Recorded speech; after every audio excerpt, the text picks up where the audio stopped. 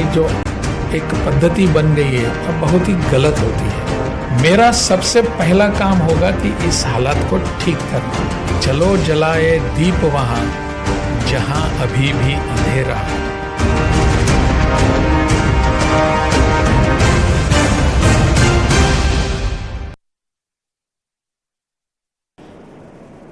आज हमारे साथ बातचीत के लिए खास मेहमान के रूप में बिहार के राज्यपाल राजेंद्र विश्वनाथ अर्लेकर जी हैं, जिन्होंने अपना कार्यभार जब से संभाला है तब से ये लगातार एक्शन में है। खासकर हायर एजुकेशन को लेकर ये लगातार एक्शन में दिख रहे हैं और एक लक्ष्य लेकर चल रहे हैं। तो आइए हम सीधी बातचीत करेंगे राज्यपाल राजेंद्र विश्वनाथ अर्लेकर से। सर, बहुत बहुत स्वागत है आपका न्यूज 18 बिहार झारखंड में। क्या लग रहा है, चूंकि लगातार आप फीडबैक ले रहे हैं विश्वविद्यालयों का और जो भी उच्च संस्थान है वहां का, क्या पा रहे हैं अभी देखकर? सबको सबसे पहले प्रणाम करता हूं, नमस्कार करता हूं जी। बिहार का राज्यपाल पद का पद स्वीकारने के बाद मैंने यहाँ उच्च शिक्षा के बारे में कुछ करने का प्रयास किया है। मैं ऐसा नहीं मानता कि यहाँ की उच्च शिक्षा का स्तर बहुत ही नीचे था वगैरह, ऐसा कुछ था ही नहीं। परंतु मेरे आने के बाद जो मैंने देखा उसमें मुझे लगा कि कुछ यहाँ सुधार करने की आवश्यकता है और इसको ध्यान में रखते हुए उसको एक अलग से एक स्तर पर लाने के लिए मैंने प्रयास शुरू कर दिया है। उच्च शिक्षा का अर्थ साधारण तौर पर ऐसा होता है कि विश्वविद्यालय की शिक्षा, और विश्वविद्यालय जैसे कि आप जानते ही हैं कि राज्यपाल इसके कुलाधिपति होते हैं सभी विश्वविद्यालयों के, और उन पर इसका दायित्व होता है इसको ठीक ढंग से करना। तो इसलिए मैंने सोचा कि यहाँ के सभी विश्वविद्यालयों का जो भी है हालत कैसी है, क्या है वगैरह, उसका जायजा लिया जाए। उसके बाद मैंने सोचा कि इन सभी विश्वविद्यालयों में मैंने स्वयं जाने की आवश्यकता है, इसलिए मैंने विश्वविद्यालय में जाने का प्रयास मेरा शुरू कर दिया और मैं जाता हूँ। एक तरह से लोग बता भी रहे हैं, जो शिक्षाविद है वही बता रहे हैं कि कैंपेन के रूप में आप लेकर चल रहे हैं। मैं ऐसा नहीं मानता, एक कैंपेन नहीं है ये। कैंपेन का अर्थ ये होता है कि एक छोटे से कुछ समय के लिए। मेरा ये कैंपेन नहीं है, ये सदाकाल चलने वाला एक कार्यक्रम है। विश्वविद्यालय के और ध्यान देने की आवश्यकता कुछ समय के लिए है, ऐसा नहीं है। लगातार उस पर ध्यान देने की जरूरत है, इसलिए मैं इसको कैंपेन नहीं मानता, मैं इसका मेरा स्वीकृत कार्य मानता हूँ। बिहार के विश्वविद्यालयों की क्या स्थिति है, किसी से अछूता नहीं है। एक तरफ जहां टीचर्स की भारी कमी है वर्षों से, दूसरी तरफ अगर देखा जाए तो साधन विहीन भी विश्वविद्यालय होता जा रहा है। और सबसे बड़ी बात यह है कि 14 में से 8 विश्वविद्यालयों में अब तक 500 से ज़्यादा जो कॉलेजेस हैं वहां पर नेक की मान्यता नहीं मिली है। तो एक दुर्भाग्य भी है ये बिहार के लिए। ये बिल्कुल सही है कि विश्वविद्यालय अपनी उच्चतम या उच्चतर शिक्षा का एक बहुत बड़ा केंद्र होता है और इसके लिए वहाँ जो भी शिक्षा दी जाती है वो एक स्तर की होनी चाहिए। परंतु पिछले कुछ वर्षों से हम देख रहे हैं कि बिहार की शिक्षा इसके स्तर पर आने में बहुत पीछे रह गई है। इसके कारण क्या है वगैरह वो ढूंढने की आवश्यकता है। सबसे पहले अपने विश्वविद्यालय और महाविद्यालय, इन दोनों की शिक्षा का आज का जो रूप है उसको एक बार उसका लेखा जोखा लेने के बाद उस पर हमको कुछ सुधार करने की ज़रूरत है। जैसे कि मैंने देखा कई विश्वविद्यालयों में और कई महाविद्यालयों में अपने शिक्षकों की अनुपस्थिति होती है। वो वास्तव में वहाँ हर रोज उपस्थित होने चाहिए। वैसे ही अपने विद्यार्थी जो हैं, स्टूडेंट्स हैं, वो भी अनुपस्थित रहते हैं। तो इन दोनों बातों को कैसे न कैसे बदलने की आवश्यकता है। सभी अपने विश्वविद्यालय ऐसे हैं या सभी महाविद्यालय ऐसे हैं, ऐसा नहीं, परंतु इसको बदलने की आवश्यकता है। बिल्कुल।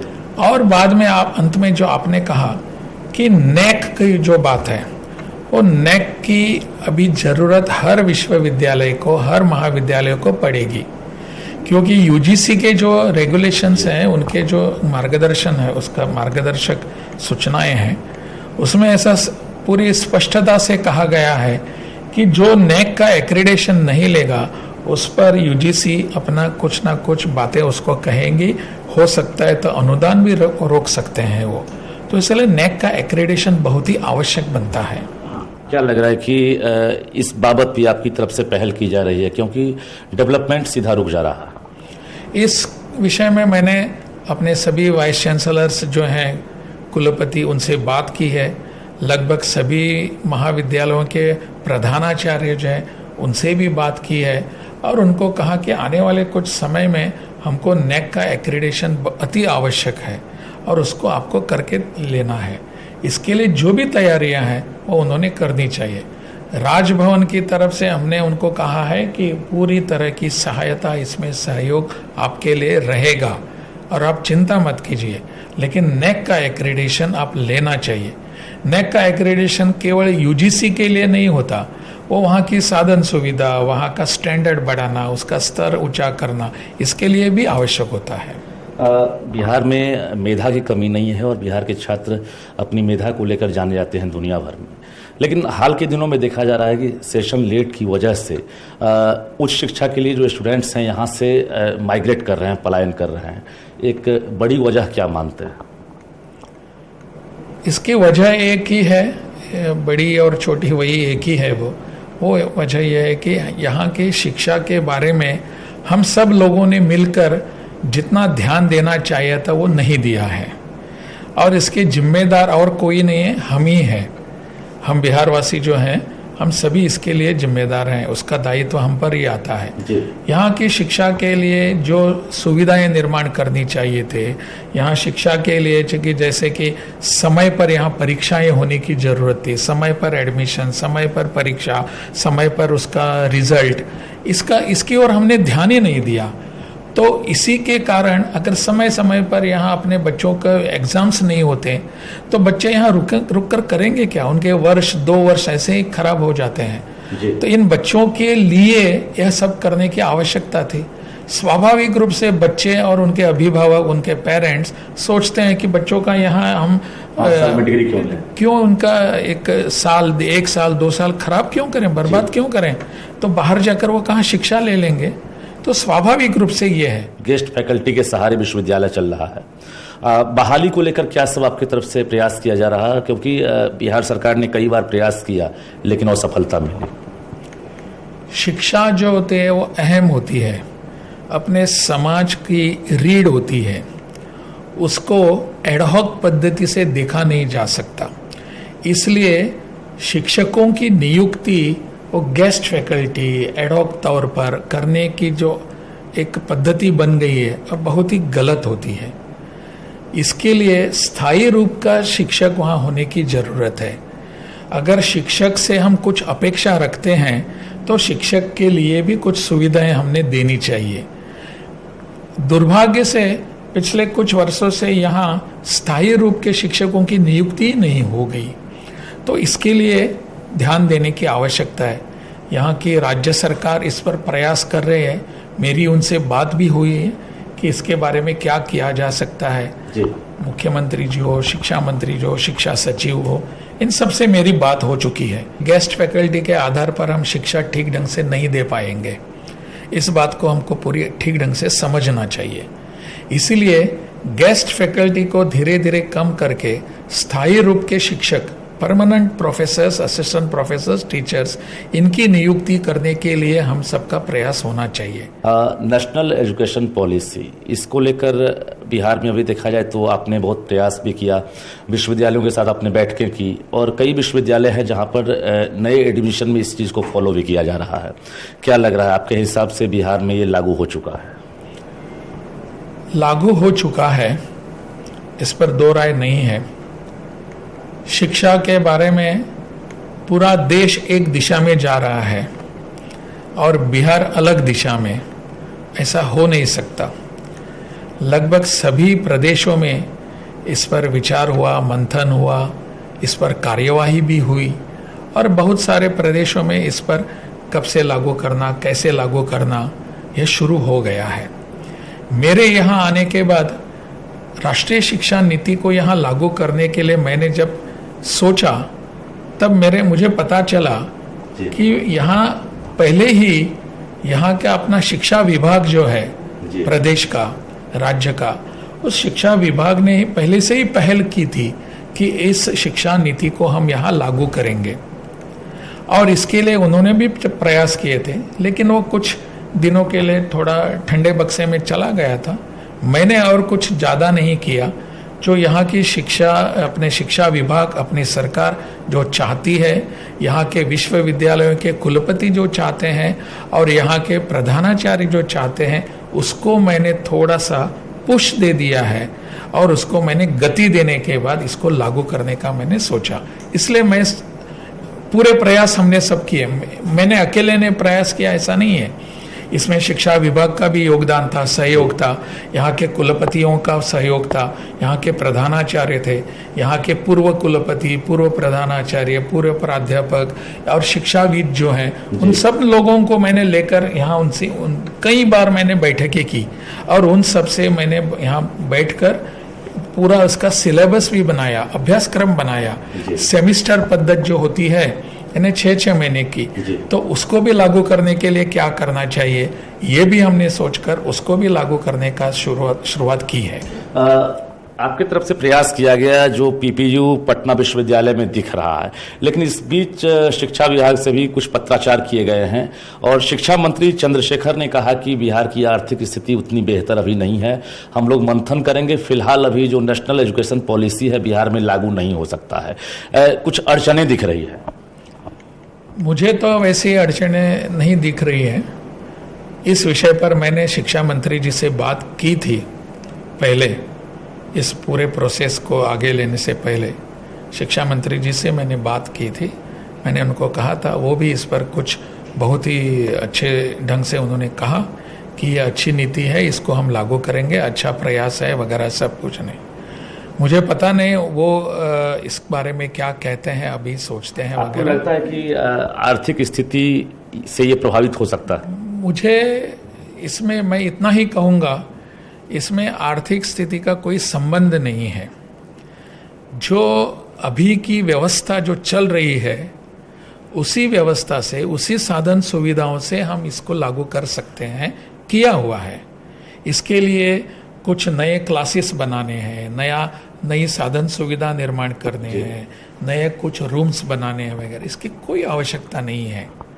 ये पूर्व में जैसे अपना चल रहा था कोर्स, 3 ईयर डिग्री कोर्स जो चल रहा था, उसी के द्वारा, उसी के तहत ये सब चलने वाला है। आज हम नई शिक्षा नीति को लागू करने के लिए प्रयास कहाँ कर रहे हैं, वो सिर्फ सेमिस्टर पद्धति से, यानी CBCS कहते हैं, चॉइस बेस्ड क्रेडिट सिस्टम, तो उसको लागू करने के लिए हमको नए क्लासरूम की, नए पुस्तकों की, नए शिक्षकों की आवश्यकता नहीं है। जो भी अपने हाथ में आज है उसी को लेकर हम आगे जा सकते हैं, जा रहे हैं, और कुछ जोड़ने की आज की तारीख में आवश्यकता बिल्कुल नहीं है। क्या लग रहा है कि ये जो बिहार के भविष्य हैं, अगर ये लागू हो जाए सही रूप से तो मील का पत्थर साबित होगा? मैंने जब यहाँ शिक्षा के पूरे संबंध में ध्यान दिया तो मेरे मन में एक ही विषय था। जब मुझे सब लोगों ने बताया कि यहाँ बिहार के बच्चे बाहर जाते हैं आफ्टर 12वीं के बाद, वो यहाँ शिक्षा लेना नहीं चाहते। बच्चे, उनके अभिभावक, उनके बाकी परिवार के लोग, उनके मित्र वगैरह कहते हैं कि बेटा यहाँ से नहीं, और कहाँ जाओ, मुंबई में जाओ, दिल्ली में जाओ, पुणे में जाओ या चेन्नई में जाओ वगैरह, वहाँ जाकर पढ़ लो। क्यों?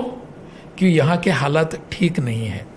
तो मैंने देखा कि मेरा सबसे पहला काम होगा कि इस हालात को ठीक करना। मेरे हाथ में जो भी कुछ शक्तियाँ हैं कानून द्वारा दी गई, उसको कहाँ मैंने उपयोग करना चाहिए, इन बच्चों के भवितव्य के लिए, भविष्य के लिए। बच्चों का कोई दोष नहीं है, दोष हमारा है। ये हालात किसने, बच्चों ने नहीं बिगाड़े, हमने बिगाड़े हैं। तो हमने ही इसको दुरुस्त करना है। इसलिए मैंने सोचा कि हमारी जिम्मेदारी है, मेरी जिम्मेदारी है हमारे यानी 100 लोगों की नहीं, मैंने कहा मेरी जिम्मेदारी है, मैं इसको ठीक ढंग से करके रहूँगा। इसलिए मैंने सोचा कि इसके ऊपर ध्यान देने की आवश्यकता है, और इसके अंत में इसलिए मैंने सोचा कि करूँगा मैं सबको साथ में लेकर करूँगा। यहाँ के अपने राज्य सरकार से बात की, राज्य सरकार के सचिवों से बात की, यहाँ के लोगों से बात की, सबसे बात की मैंने, और जो अपने वीसीज हैं उनसे बात की। वो सब इस पर इतने उत्सुक थे, कहने लगे कि हमको ये करना चाहिए। कहीं असहमति तो नहीं दिखी सर? नहीं, असहमति नहीं, कुछ बातें थी, ये कैसे होगा, प्रश्न थे, लेकिन असहमति नहीं, इसको लागू करना है, इस पर सभी लोग एक मत थे, आज भी हैं, इसको लागू करना है। थोड़ी इधर उधर की बातें हो सकती हैं, लेकिन उसको भी हम सुधार सकते हैं। लेकिन मेरा कहने का एक अंत में ये है कि मैं आज अपने बिहार का इतिहास ऐसा है कि केवल अपने भारत से नहीं, विश्व भर से लोग यहाँ पढ़ने के लिए आते थे, और इस विरासत को, इस परंपरा को हम बहुत ही बड़े गर्व के सामने, सबके सामने रखते हैं, गर्व के साथ। तो इस परंपरा को पुनः एक बार यहाँ प्रस्थापित करने की आवश्यकता है कि पूरे देश से, विदेश से लोग यहाँ पढ़ने के लिए आएंगे, न कि हमारा बच्चा, मेरा बच्चा यहाँ से बाहर जाएगा। मकसद लेकर, एक लक्ष्य लेके आप आए होंगे, और ज्ञान की धरती बिहार के इतिहास से आप वाकिफ होंगे। आप जितना लक्ष्य है अगर पूरा हो जाए तो क्या लगता है कि बिहार आने का जो आपका मकसद है वो पूरा हो जाएगा? बिल्कुल, मेरे आने का मकसद क्या है पता नहीं। मुझे यहाँ जब ऊपर प्रधानमंत्री जी वगैरह उन्होंने मुझे भेजा, तो ऐसा कुछ कहकर नहीं भेजा कि इसका ये काम करना है, वो करना है वगैरह, परंतु मिलने के बाद बातें वगैरह होती हैं। प्रधानमंत्री जी ने मुझे पूछा भी यहाँ शिक्षा के बारे में, क्या उनको भी पता है कि मैं क्या कर रहा हूँ। तो उन्होंने कहा कि बहुत अच्छा चल रहा है। बाकी सब अपने मेरे मित्र जो हैं बाकी, वो भी मुझे बता रहे हैं। लेकिन एक इच्छा मन में है कि मैं जब यहाँ बैठा हूँ, इस राज्यपाल पद की कुर्सी पर मैं बैठा हूँ, तो मेरा 100% दायित्व बनता है यहाँ के बच्चों के भविष्य के लिए मैंने कुछ करना चाहिए। बस इतना ही मेरे मन में है। मेरे मन में बहुत बार ऐसा विचार आता है कि आपको भी पता है कि हम कॉम्पिटिटिव एग्जाम्स में हमारे बच्चे बहुत आगे आते हैं। IAS हो, IRS हो, IFS हो, या और कुछ हो, UPSC के एग्जाम है, नीट की और की वगैरह, सब में हमारे बच्चे आगे जाते हैं, यानी हमारे बिहारी आगे जाते हैं। मेरा सवाल मुझसे है कि बिहारी इतने आगे होते हैं तो बिहार क्यों पीछे है? क्षेत्राधिकार की भी हम बात पूछेंगे, क्योंकि राज्य सरकार की तरफ से और आपके तरफ से लगातार पहल की जा रही है। कोई अटेंडेंस को लेकर ऐसा भी लग रहा है, या किसी तरह की कार्रवाई को लेकर कि अंदर से कि हाँ कोई दखलंदाजी भी हो रही है कहीं से विश्वविद्यालयों पर? नहीं, ऐसा नहीं है। मैंने सभी विश्वविद्यालयों के कुलपतियों से बात की, कुल सचिवों से भी बात की, अनेक अपने यहाँ के प्रधानाचार्य हैं कॉलेजेस के, उनसे भी मैंने बात की। वो बहुत सख्ती से कोई नाराजगी दिख रही है क्या? नहीं, सख्ती से नाराजगी नहीं। नाराजगी होती है तो कुछ स्वाभाविक रूप से दिखनी चाहिए। मतलब एक्शन का नो रिएक्शन? नहीं, वो एक्शन करना चाहते हैं, इस पर कोई रिएक्शन नहीं करना चाहते। वो उनको लगता है अपने सभी लोगों को कि यहाँ कुछ ना कुछ हम करने का सोच रहे हैं और सही दिशा में हम जा रहे हैं। पूरा काम चल रहा है ना, तो एक भावना को लेकर चल रहा है। मैंने अनेक वर्षों से, मेरे मन में एक भावना है, और उस भावना को मैं इन 2 पंक्तियों में आपको बताऊंगा जी। चलो जलाए दीप वहां जहां अभी भी अंधेरा है। तो हमारे साथ बिहार के राज्यपाल राजेंद्र विश्वनाथ अर्लेकर थे, जिन्होंने हमसे लंबी बातचीत की है, और इनका इरादा क्या है, इनका लक्ष्य क्या है, तो आपने सुन लिया। जाहिर है बिहार के विश्वविद्यालयों में नेशनल एजुकेशन पॉलिसी लागू करने को लेकर ये तत्पर दिख रहे हैं। हालांकि बिहार सरकार अभी तैयार नहीं है, लेकिन राज्यपाल पूरी कोशिश में है कि ये बिहार में हूबहू लागू हो जाए। कैमरामैन सुबोध के साथ रजनीश कुमार, न्यूज 18 पटना। शिक्षकों की नियुक्ति वो गेस्ट फैकल्टी एडहॉक तौर पर करने की जो एक पद्धति बन गई है, वो बहुत ही गलत होती है। मेरा सबसे पहला काम होगा कि इस हालत को ठीक करना। चलो जलाए दीप वहां जहां अभी भी अंधेरा है।